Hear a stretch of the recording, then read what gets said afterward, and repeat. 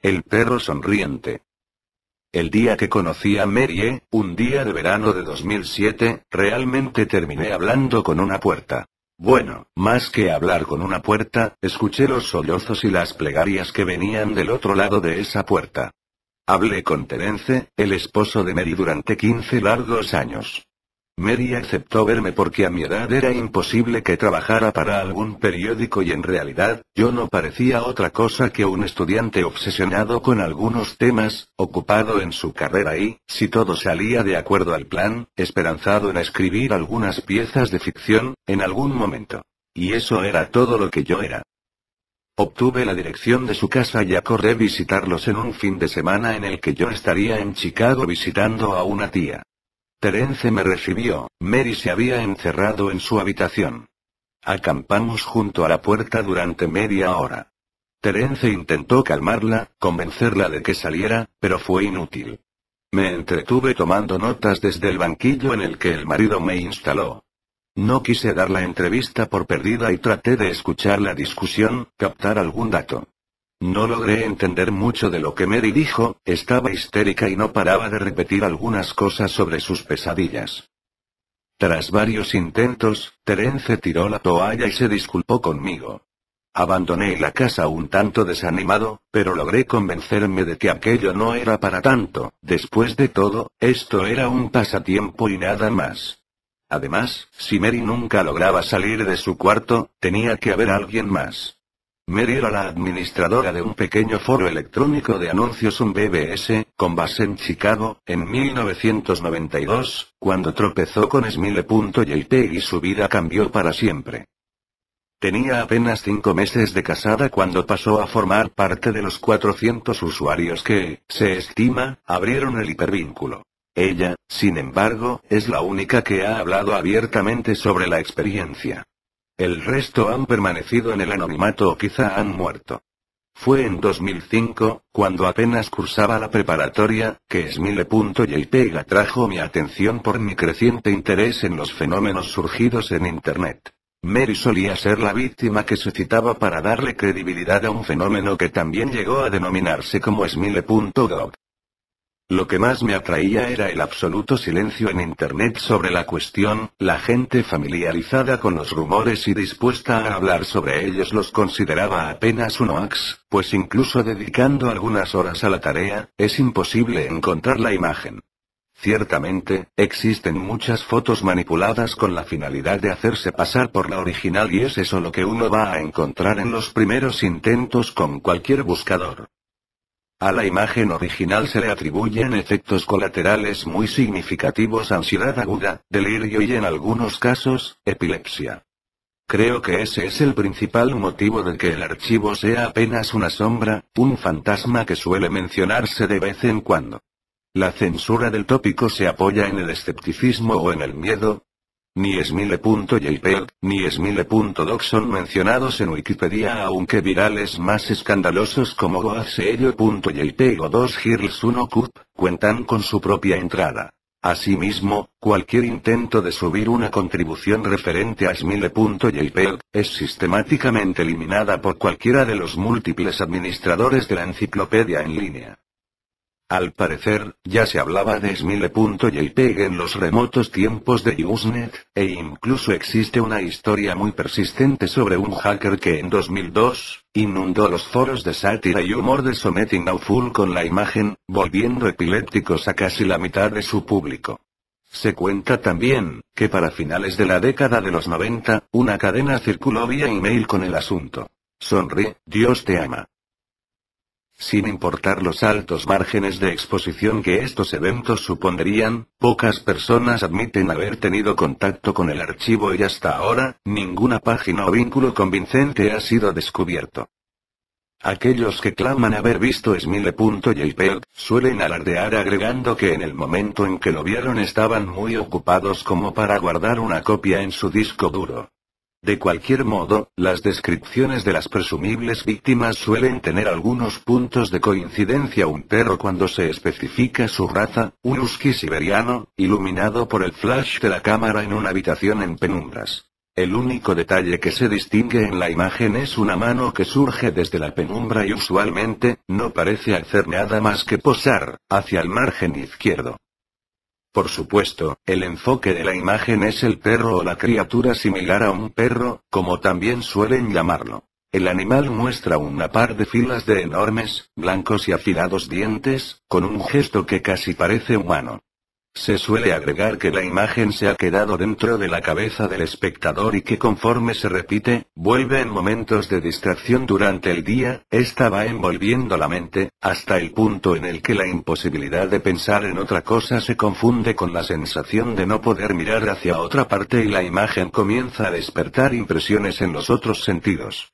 Estos, por llamarlos así, episodios, parecen estar relacionados con los diagnósticos de epilepsia y también con la aparición de pesadillas, nítidas y paulatinamente más inquietantes. Después de que la condición empeora, el testigo suele terminar medicado y esto, al menos en algunos casos, suele mitigar el proceso. Supongo que el tratamiento que Mary tomaba, no fue parte de esos casos. Después de regresar de Chicago, me dediqué a enviar mensajes de solicitud a varios grupos de noticias, foros, sitios y listas de correo, esperando encontrar el nombre de algún supuesto testigo de Smile.jpg que sintiese la necesidad de dar su testimonio. Pasó demasiado tiempo sin ninguna respuesta y en algún momento, mi curiosidad comenzó a apagarse. Me encontraba camino a exámenes finales. Mary me envió un mail, a principios de marzo de 2008. Todavía tengo mucha vergüenza por el modo como te traté cuando me visitaste. Espero comprendas que no tuviste nada que ver con esto, fue por mis problemas. Creo que hubiera podido ser más amable y espero que me perdones. Tenía mucho miedo. Me siento acosada. He vivido así durante 15 años. El perro viene a mí en mis sueños, cada noche. Sé que parece mentira, pero es cierto. Hay algo, un color, algo que hace que las pesadillas que tengo no se parezcan a ningún sueño que hubiera tenido antes. Ya no recuerdo tanto los sueños que tuve antes. En mis sueños, nunca me muevo. Nunca hablo. Simplemente estoy mirando la escena de esa foto horrible, veo la mano, veo el perro y el perro habla. He pensado qué hacer durante mucho tiempo, he tenido mucho tiempo para pensarlo. Me imagino que se lo hubiera podido enseñar a algún compañero, a algún extraño, incluso a Terence, aunque la idea no me gustara. Cada noche durante 15 años, Smile.dog ha venido a mis sueños y me ha exigido que difunda la palabra y entonces, si el perro cumple con su palabra, me dejará en paz. Lo que me detiene es pensar en lo que haría si me miente y si no la cumple. Y si todo se pone peor después de que lo obedezca, entonces ¿qué? Así que nunca le he hecho caso. Durante 15 años mantuve el disquete escondido entre mis cosas. Todas las noches viene y me exige que difunda su palabra. Pero yo he aguantado. Muchos de mis amigos del foro, los que vieron el archivo, dejaron de postear y luego se mataron.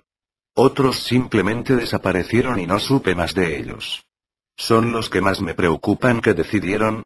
¿Le hicieron caso? Perdóname, pero cuando hablaste con mi esposo y acordaron una cita, yo sentía que al fin me iba a volver loca. Había decidido darte el disquete. Ya no me importaba si el perro estaba mintiendo o no, quería que todo terminara, como fuera. Tú eres un extraño, alguien de quien no tengo idea de su vida y con la que no me siento obligada a nada. Por eso pensé que sería más fácil dártelo para tu investigación y que no me importara que fuera a pasar contigo. Pero antes de que llegaras me vi en el espejo y me di cuenta de lo que estaba haciendo. Estaba a punto de arruinar tu vida para siempre. No pude soportarlo, todavía no puedo. Tengo mucha vergüenza de lo que estuve a punto de hacerte y todo lo que espero es que esta advertencia haga que recapacites y dejes de buscar el archivo. Porque puede que te encuentres con alguien más débil o más inconsciente y no dude en obedecer sus palabras. Las palabras. Todavía estás a tiempo de detenerte. Sinceramente, Mary. Terence me llamó unos días después, estaba en la ciudad y quería verme, lo cité en un café. Mary se había suicidado. Después de cremarla, había decidido revisar sus cosas, sus cuentas de correo y su ordenador. Fue hasta que me contó que había dado con el email que su esposa me mandó, que me di cuenta del verdadero estado en el que se encontraba. Era poco lo que quedaba del carácter afable y seguro con el que me había encontrado el año pasado. Me pidió que hiciera caso de lo que su esposa me había advertido. Había encontrado el disquete, etiquetado simplemente como Dog, en una estantería, en medio de un libro. Lo había roto y le había prendido fuego hasta volverlo nada más que un pedazo de plástico negro y retorcido. Silbó, me dijo. Noté su rostro palidecer mientras intentaba tragar saliva y luchaba por explicarme, por encontrar las palabras correctas para explicarme. La cosa, silbó, la cosa. Trató de disimular el tono de su voz, el temblor de sus manos, dándole un trago a su taza de café. La cosa aulló cuando se estaba quemando. Noté el cambio en su cara, conforme se daba cuenta de lo que me estaba diciendo, como si fuera un animal vivo. Me conmovió, quizá demasiado. Tengo que admitir que no supe cómo manejar mi encuentro con Terence. Si esto era una broma, era una muy buena. Pensaba, para calmarme, que todo era un engaño. Parecían una pareja seria, pero quién sabe, quizá solo se habían estado divirtiendo. Luego encontré el obituario de Mary e incluso, encontré una pequeña nota que cubría su muerte en la sección policíaca de un tabloide de Chicago. Estaba muerta, al parecer, aunque ni la nota ni el obituario decían nada acerca de un suicidio. Decidí abandonar definitivamente mi pasatiempo, sobre todo porque estaba por finalizar el semestre y tenía que concentrarme en los exámenes. El mundo tiene formas extrañas de ponernos a prueba. Casi después de un año completo de que viera al esposo de Mary, recibí otro mail. Encontré tu correo electrónico en una lista de correo. Tu perfil decía que estabas buscando a Smiledog. Yo la vi y no es tan mala como todo el mundo dice. La adjunto. Hay que difundir la palabra palabras. El fin del mensaje todavía me da escalofríos. Mi cliente de email mostraba un archivo adjunto. Su nombre, como era de esperarse, era smile.jpg. Consideré si bajarlo o no. Era muy probable que fuese falso, todo lo que había pasado no volvía más probable otro resultado. Además, aún no estaba completamente convencido de los dichosos poderes de un simple fichero. El caso de Mary me había sacudido, claro, pero, ¿no era una paciente psiquiátrica de cualquier forma? Además, ¿cómo es que una simple imagen podría hacer lo que se supone que ésta hace? ¿Qué clase de criatura es capaz de romper la mente de un ser humano usando como único medio, sus ojos? Por otro lado, no todo podía ser una mentira, algo tenía que existir del otro lado de la leyenda. Si descargaba la imagen, si la miraba, si al final de todo resultaba que Mary se encontraba en lo correcto, si Smile.dog venía a mí en mis sueños a exigirme que difundiera su palabra palabras, ¿qué haría entonces? Viviría como lo hizo Mary, luchando con todas mis fuerzas durante el resto de mi vida, para no rendirme ante las órdenes de la criatura, hasta finalmente sucumbir a mi propia muerte o mi propia locura. ¿Y si elegía el otro camino, a quién le cargaría algo como esto? En mi intención original, que era escribir un artículo corto sobre Smile.jpg, había pensado que podía anexar la imagen como evidencia, pero en esos momentos no esperaba que cualquiera que leyera el artículo, cualquier interesado, terminara afectado. Asumiendo que el archivo adjunto en el mail fuera genuino, sería lo suficientemente malicioso como para salvarme a mí mismo de esa forma.